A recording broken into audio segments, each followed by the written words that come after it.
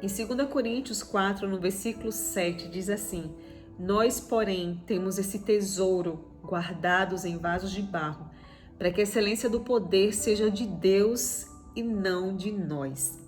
Eu quero pensar algumas coisas com você hoje, mas eu quero começar perguntando a você: quando você está diante do espelho, você gosta do que vê?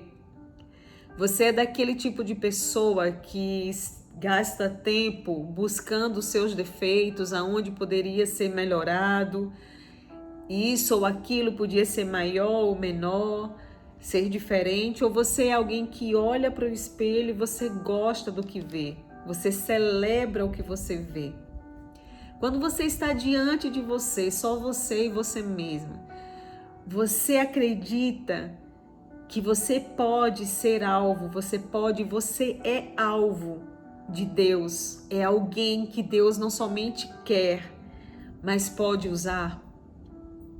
Nós vemos de uma cultura do desempenho, né? Nós temos isso muito forte no nosso subconsciente. Inclusive, tudo que se refere a Deus também.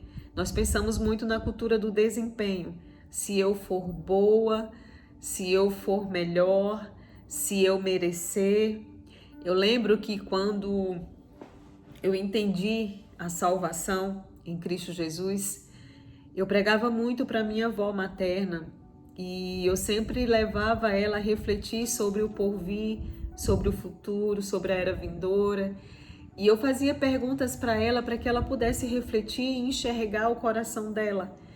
E eu dizia: vó, quando a senhora partir, quando a senhora fechar os seus olhos, aonde a senhora deseja abrir os seus olhos? A senhora deseja ir para o céu? E ela: claro, minha filha, claro que eu desejo ir para o céu. Se a senhora quer ir? E ela dizia: quero. Eu disse: mas a senhora acha que a senhora vai? Aí ela dizia: eu não sei. Eu disse: o que a senhora pensa que é determinante? E ela sempre me respondia com respostas que eram concernentes ao merecimento. Ela dizia assim: ah, se Deus ver que eu mereço, eu vou, né? Mas se Ele ver que eu não mereço, eu não vou. E quando nós entendemos quem Deus na semana passada nós estudamos sobre isso, compreendendo, conhecendo quem é o Deus que nós servimos. E as escrituras revelam que não tem nada nunca teve a ver com a gente. Nada, absolutamente nada, em nenhum tempo. Nós somos alvos da graça de Deus. Deus olhou para nós e Ele nos amou e nos alcançou pela sua graça. Graça significa favor não merecido. Vem da palavra chara no grego, que significa favor não merecido, favor que não se merece. Quando nós entendemos o que é a graça, quando nós entendemos que não há nada em nós que nos façamos suficientes para Deus nos usar, ou para sermos amadas, ou para sermos aceitas.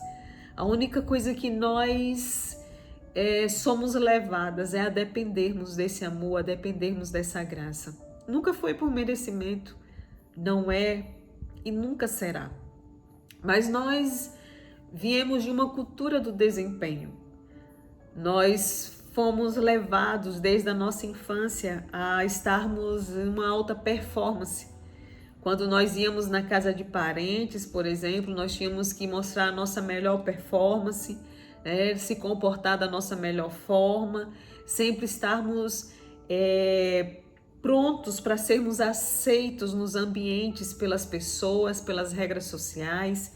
Isso não é de um todo ruim, mas isso, infelizmente, em alguns de nós, causou algo que eu poderia chamar de trava, né? Uma trava no nosso consciente, no nosso subconsciente, e nós queremos nos relacionar com Deus também, achando que é o merecimento, a cultura do desempenho, o quanto eu faço, o quanto eu sou, se eu sou uma menina boa, se eu sou uma menina boletim azul. E enquanto eu estou falando aqui com você, eu estou lembrando de uma experiência muito forte para mim. Eu já estava próximo dos meus 30 anos e eu já tinha caminhado com Jesus o bastante para conhecer a graça de Jesus que havia me alcançado. Mas em determinado momento da minha vida eu estava insatisfeita, porque eu não via algumas coisas acontecerem para mim como eu achava ou como eu esperava que deveria acontecer. E eu lembro que o Espírito Santo me visitou em uma dessas vezes em que eu brigava com o Criador, em que eu dizia que as coisas poderiam ou deveriam ser diferentes. Afinal de contas, eu havia me esforçado tanto, afinal de contas, eu sempre me mantive em uma postura, em um lugar em que me colocava como merecedora daquilo que eu esperava. E eu lembro de que uma vez em oração, o Espírito Santo falou ao meu coração: filha, eu não sou como as figuras de autoridades que você conheceu até hoje. E ele foi me levando a ver que durante a minha vida inteira eu tinha vivido na cultura do desempenho. Eu pensava em ser aceita, eu pensava em ser amada pelos meus boletins azuis. Se eu fosse uma menina que chegasse em casa com uma estrelinha na testa, se eu tivesse nota azul, se eu não fosse reprovada, se eu passasse na terceira unidade, como a gente chamava, então eu seria aceita, eu seria amada, eu sempre seria bem-vinda, né? E para uma menina tímida, como eu falei nos outros vídeos, talvez fosse o que me restasse, um bom comportamento, né? Já que você não sabia contar piada, já que você não sabia fazer amizade, já que você não era tão social, você no mínimo tinha que ter um bom comportamento para merecer algumas coisas.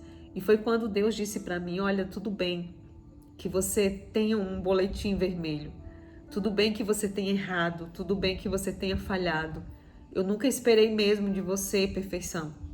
Eu esperava exatamente por esse momento em que você olhasse para você e se enxergasse e se desse conta de que você também falha, de que você também pode falhar, de que você também pode não ser tão boa nisso ou naquilo, de que você também pode fracassar.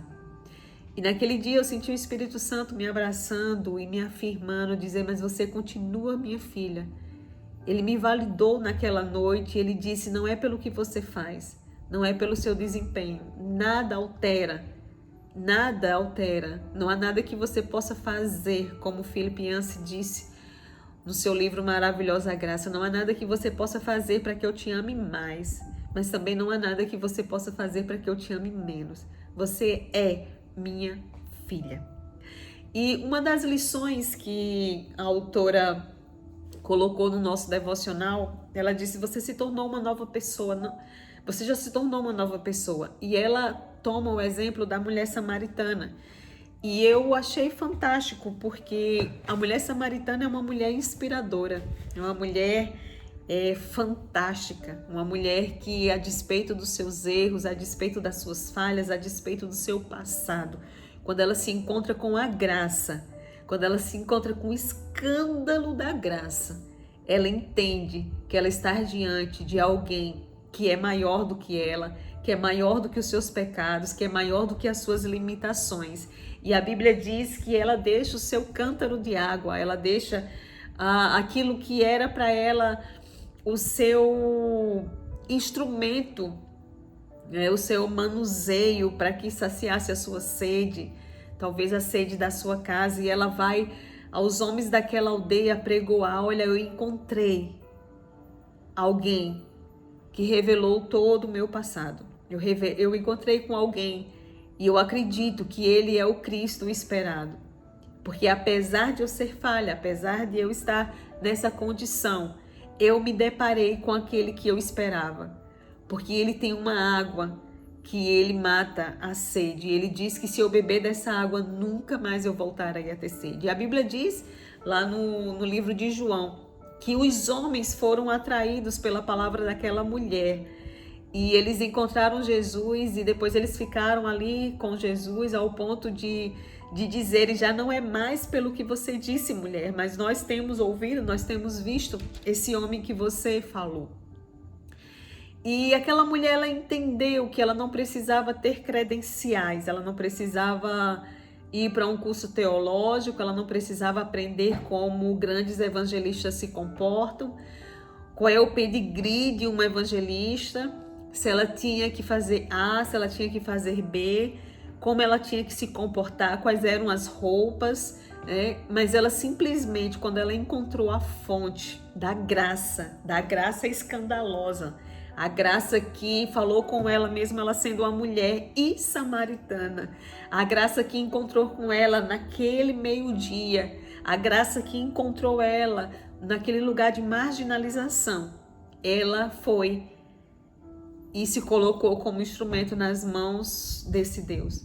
E é isso que Deus espera de mim e de você, é você aceitar que você não sabe tudo, que você não pode tudo, que você não é perfeita, nem será, mas que você já carrega o suficiente para impactar vidas, que você já carrega o suficiente para ir em nome daquele que te alcançou. Você já não é mais a mesma.